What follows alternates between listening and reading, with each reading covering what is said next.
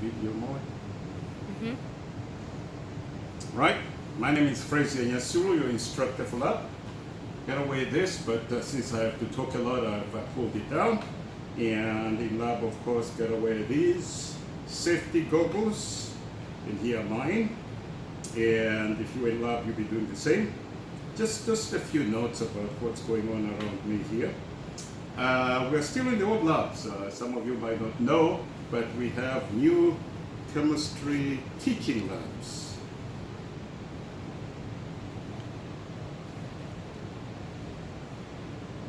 In the new chemistry building. I think you would have been there had you been around here. All right. It's a little hot in here. Old lab, a little hot, but hey, we'll do the best that we can. So if you see a little sweat on me, that's okay. Ooh, still tight. I've got these new ones here. Couldn't find my old goggles here. All right. Am I making them longer or what?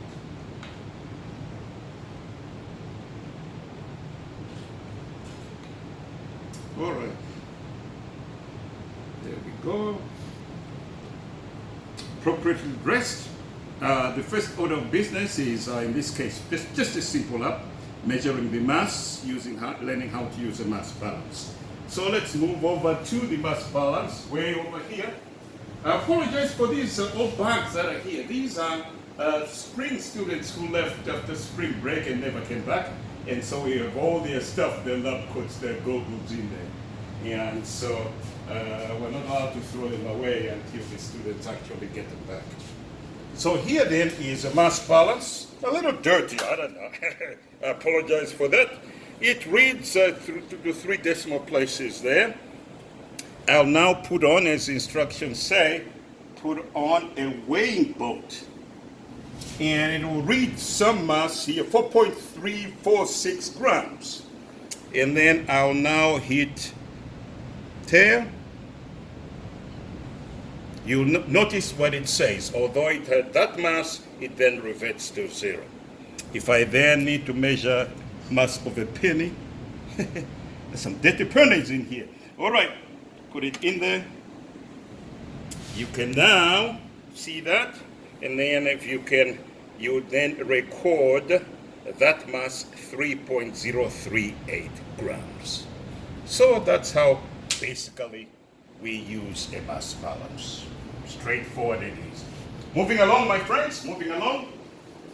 The next simple operation we ask you is to measure the internal diameter of a small test tube. All right. Let's go metric. That is not inches stuff. Now, I have a ruler here. And I have centimeters over here at the bottom.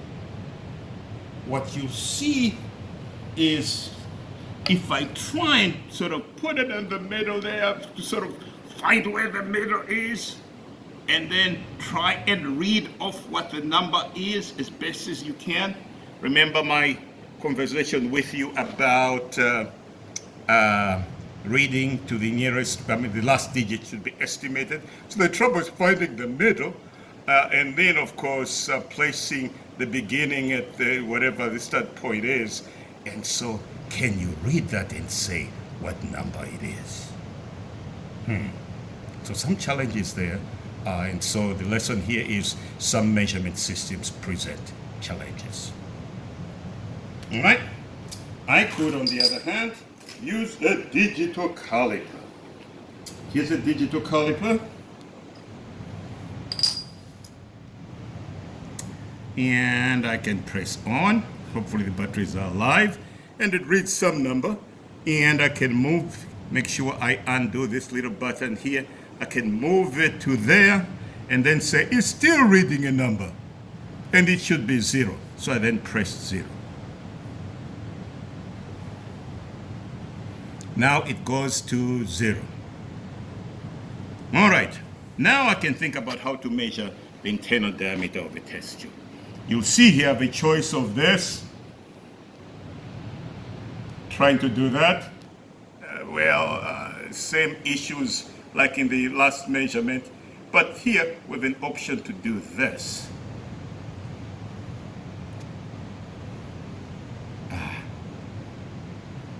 Numbers are upside down. Oh well. Let's see.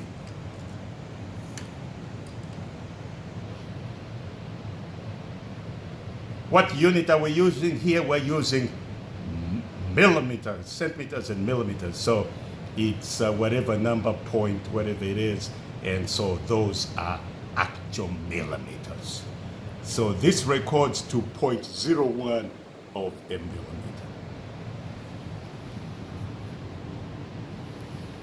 All right, next simple measurement when I process you through is, let's check here.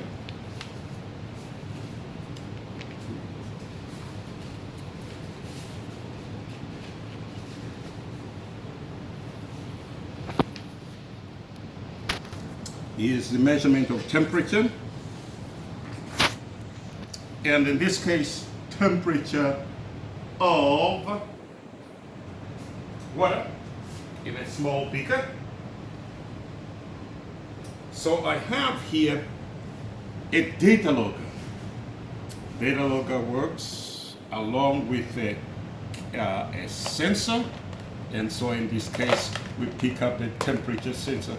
There are two kinds, the small one, I like the small one. Small one, so. All right. Come on, my friends. All right, so there's a temperature sensor. Obviously, this is the hookup. And if you look higher, it must be that this is the sensitive part. So for the temperature, the plug-in points are here. And so you can see sort of the temperature thing there. If you now plug that on into there, it then says, hey, you've given me a temperature sensor. And you want to measure the temperature. And my guess is you want to measure the temperature with respect to time. How do I get it to start? I can press play, and then it starts recording.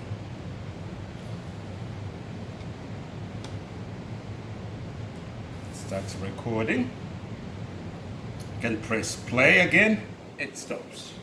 So when we measure the temperature of solutions, if we want to do it very accurately, in this case 2.01 degrees centigrade, it's useful to stir the solution.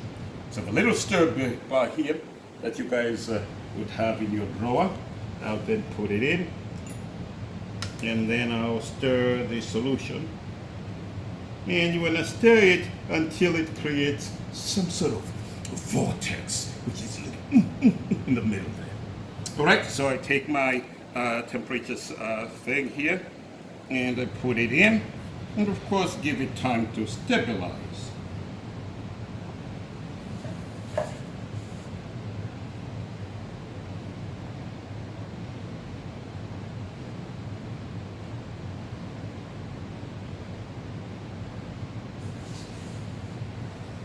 And so you look at the graph and sort of wait for it to stabilize and you record the reading.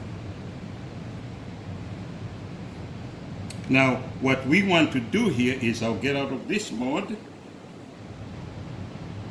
And so here is, kind of hard to see. Here is the graph mode and here's the number mode.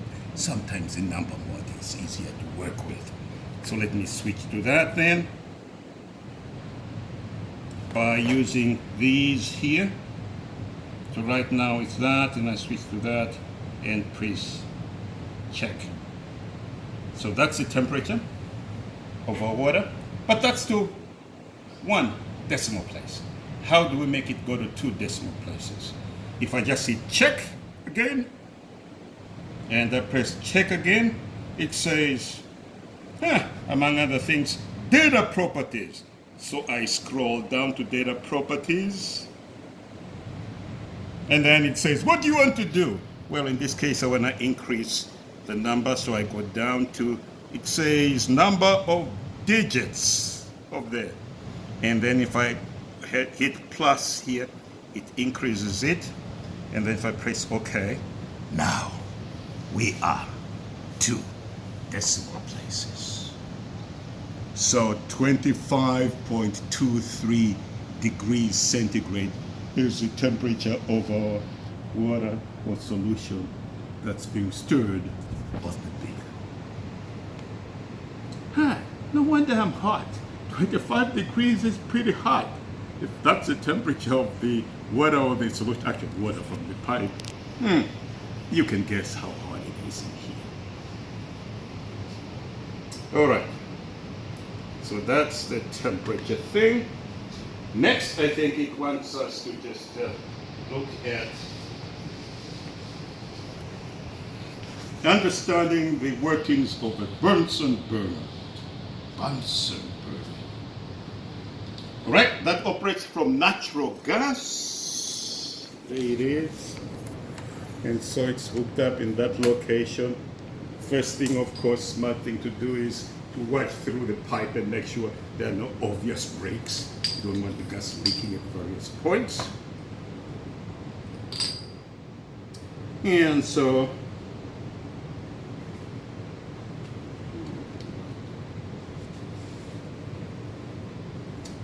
we have these scratch things that we normally use, but I can't see any in this lab today, so I'll use it. So things are closed, and so nothing happens. I open the gas. Always useful to make it point away from you, because sometimes you get. So I open the gas.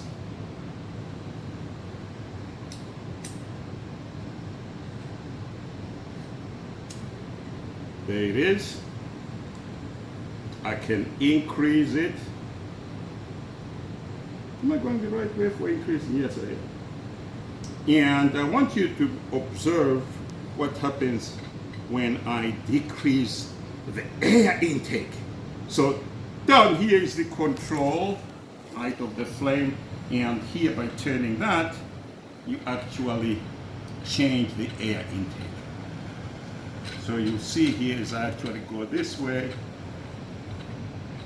A lot of draft in this room.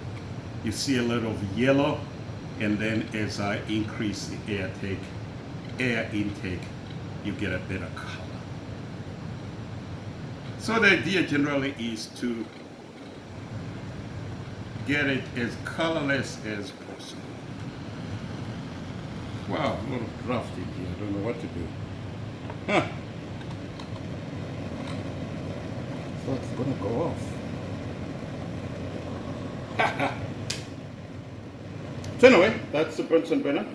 One thing I'm supposed to do is to take a wire gauze,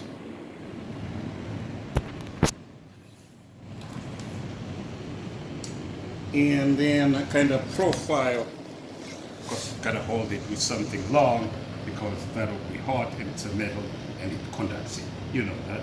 So I can take this here and generally lower it. If you can see on top here, it's kind of red or orange or whatever you want to call it, and then I can go down.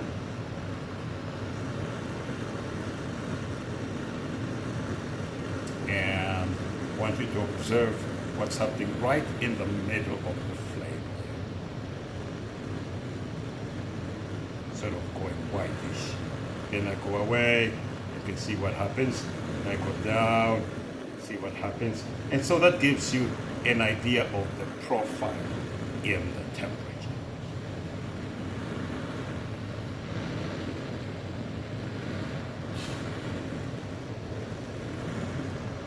All right, that part is done.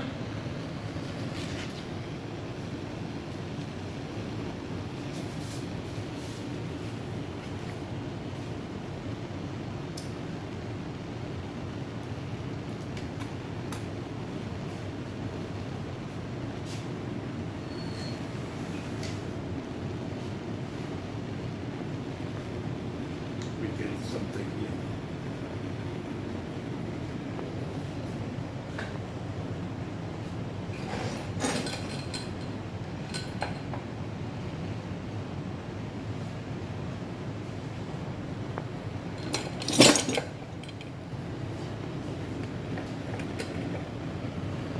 I will now demonstrate, as I promised before in the pre-lab lecture, the use of the autopipette, a device that we use quite a lot in our labs. Autopipette, you can see it reads the 100 to 1,000 microliters. That means 0.1 to 1 milliliter. If it's 1,000 there, it means then only 1,000 or 1.00 milliliters. So here we go. Put the tip in. We don't want any solution going into here. It's like getting water into your lungs. Not a good thing. So anyway, here we go. All right. Put the tip in. Just put it enough to jam it in. And then it asks us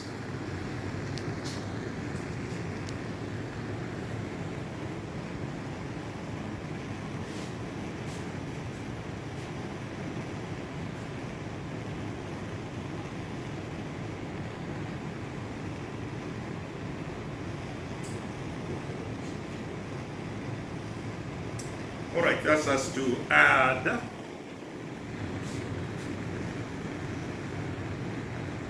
5 milliliters. So we want to take 5 aliquots, 5 1 milliliter aliquots. What's the language? Aliquot. So here we go. I press it down. So there are 2 resistance points. The first one stops it. It says, okay, I'm a resistance point, but you can go further.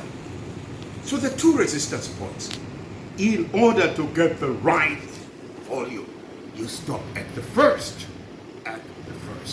So all the way to the first. Then dip it in your solution of interest. Make sure the tip is in sufficiently.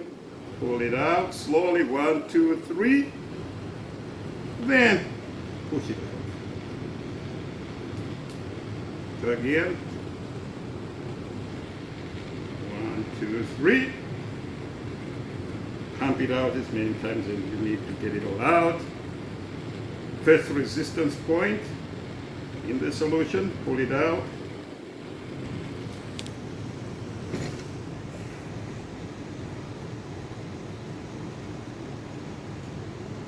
This is number 4, right? Ha! Somebody can count. 4 milliliters. And then the last one, 5 milliliters.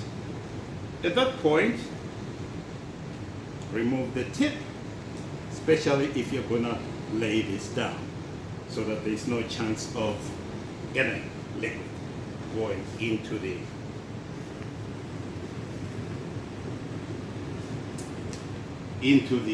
control system. Right, so one of the things we're charged with is drying a solution. You can do this by using this holder here. You can put on that, and I can put on my solution. Now, of course, as you know, very soon the solution will start to boil normally.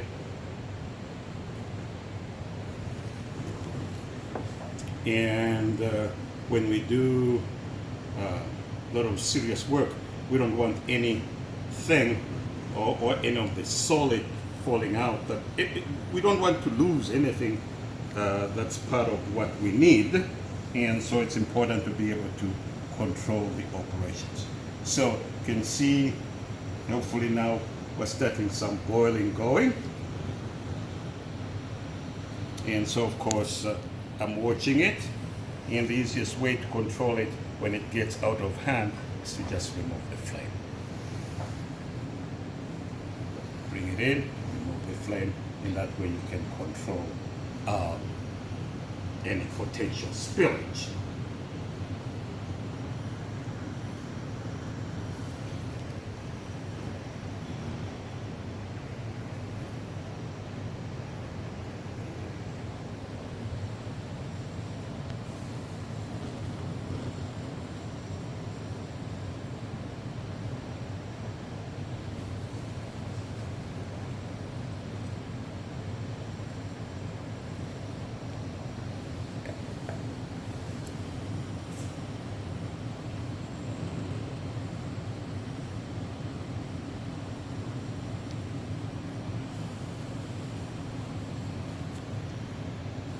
All right.